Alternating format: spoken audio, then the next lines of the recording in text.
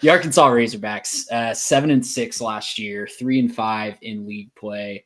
Sam Pittman has really had an up and down tenure, hasn't he? He's had some high highs, but the lows have been really low. And then he's had a couple years just like last year where they're kind of hovering around 500, find a way to make a bowl, and do make some noise into that bowl for their credit. But he saved his job last year. He's still on the hot seat going into this year, and he has a lot of unknowns, guys, on both sides of the football. The one place that he doesn't have an unknown, I think, is a quarterback position. I was really impressed with Taylen Green. I was kind of coming into my notes ready to really pick apart his game, but really, I think I just kind of stopped paying attention and tuned him out after the first 5 games of the year because his splits in those two are different. His first 4 Power 5 conference games, where he was his first SEC game and then taking on Oklahoma State in that as well, he was hovering around 50% completion, turned the ball over a ton, threw 5 interceptions in 4 games, and was just really not doing a good job of consistently moving the ball downfield. You remember they blew that lead against Oklahoma State partially because the offense started sputtering in the second half. So it was really a difficult start for him making that jump from Boise State. But then over the back half of the season, he really stepped up. He only had 1 game down the stretch where he was below 60% completion. I think it was against like Louisiana Tech or some other non-conference opponent. So in conference games down the stretch, he really stepped up.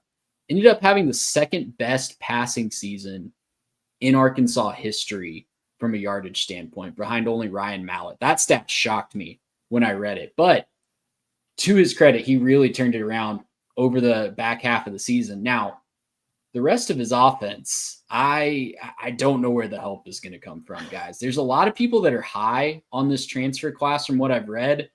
I don't know necessarily what they're looking at. I like their running back room. They lose Jaquindon Jackson, but Mike Washington from New Mexico State is a serviceable pickup there. The receiving room, though, I don't know where his weapons are going to come from. They lose just about everybody. They lose their top 7 pass catchers, 8 if you count Jaquindon Jackson. And they're replacing them with a lot of guys that, just like I was talking about with the Kentucky guys in the trenches, they just haven't proven it at this level of football. When your top guys are like the number 1 from Charlotte, who Omega Blake, I think he is a decent pickup. But, you know, when you're talking about the number 1 from Charlotte or the number 2 from another G5 team or something like that, just doesn't really instill a lot of confidence in me that you're going to be able to move the ball consistently and give your quarterback a lot of help. Well, and you look at their production last year. Did you guys know that they finished with the 10th overall offense in the country in 2024? Because I was today years old a couple days ago when I was putting my notes together, but I that was the first time I was hearing that. Yeah, and is that scoring or yardage? I believe that's just total offense. Total offense. Okay. And, you know, it's hard for me to look at that because they did have a game against Arkansas Pine Bluff to open the year where they scored 70, right? They had some good other moments against the non-conference slate. But, yeah, I mean, it was a really streaky offense. I think I wrote in the preview that if you take out the Arkansas Pine Bluff game and then like Mississippi State where they put up 58, they plummet down the rankings. So it was a streaky offense that really capitalized on some weaker opponents. But again, yards are yards and points are points. So at the end of the year, they are right up there. To your point, I am curious to know what Petrino and Green cook up without the guys like Isaac Tesla, like the tight end room that they relied on so heavily last year. It just is. It's a bunch of new faces. Cam Shanks comes in from UAB. They get a guy, I think Isaac Sissy from Stanford, and then their new, projected starting tight ends from Montana State. All could be very good players, but to do it in the SEC is going to be a step up in competition. And I think you're right. I think Green deserves maybe more of the benefit of the doubt, certainly than what we were giving him last year. We were hard on the kid last year. We were not sure that Bobby Petrino and Green were necessarily going to gel, given some of the struggles that the offensive line had. We wondered if Sam Pittman would be gone halfway through the year, especially once they fell apart in that Oklahoma State game, much to my Twitter chagrin. But they did. I mean, they found a way to get over the line and push it all the way to the finish.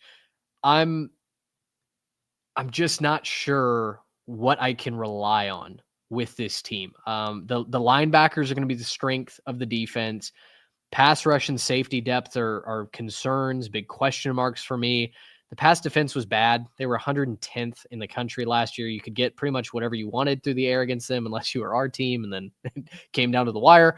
Yeah, I don't know. I think there's a lot of potential, but I feel like I'm not the only one that sits here and is going to say that I'm just out on Sam Pittman. I think he's reached his potential at Arkansas. I think that's run its course. He's a good coach. Arkansas needs a great coach to compete in the SEC with as loaded as the conference is, with as many recruiting battles that they have to share with bigger and better programs.